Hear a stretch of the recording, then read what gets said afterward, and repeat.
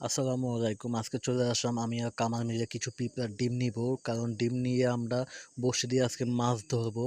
তো কামাল উঠে গেল গাছে। এখানে কিছু পিঁপড়া আছে, বড় বড় পিঁপড়া, আমরা এটাকে লাইয়া বলে থাকি।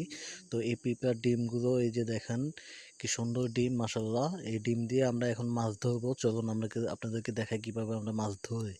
ডিম অবশ্য অল্প পেয়েছি, সমস্যা নেই, এগুলো দিয়ে যে কটা পাই ইনশাল্লাহ এগুলো দিয়ে ধরবো। তো আপনারা সাথেই থাকুন। তো কামাল বাজার থেকে কিছু ওই বড়শি নিয়ে আসছে। এগুলো বড়শি আমরা যে বাসার যে জিংড়া থাকে, ওই জিংড়ার উপরে পুঁটি মাছের যে বড়শি থাকে, ওগুলো আমরা বেঁধে তারপর আমরা মাছ ধরি আর কি। তো আগে থেকে রেডি করা আছে, এখন নেমে যাব পুকুরে। তো দেখুন কি মাছ পাই। তো কাজের অনেক চাপ চলতেছে, কারণ আমাদের এখানে এখন হচ্ছে ধানের সিজন, প্রচুর পরিমাণে ধান হয়েছে। তো আমাদের নিজেদেরও কিছু ধান আছে, তারপর আমাদের পাশেও কাকারা আছে, ওনারাও ধান লাগাইছে।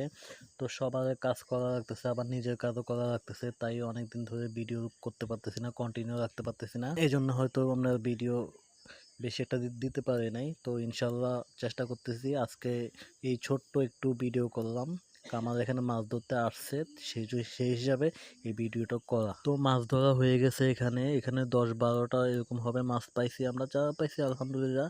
তো কে কোথা থেকে দেখতেছেন একটু কমেন্ট করে জানাবেন। তো সবাই ভালো থাকবেন, সুস্থ থাকবেন। আল্লাহ হাফেজ, দেখা হবে পরের ভিডিওতে।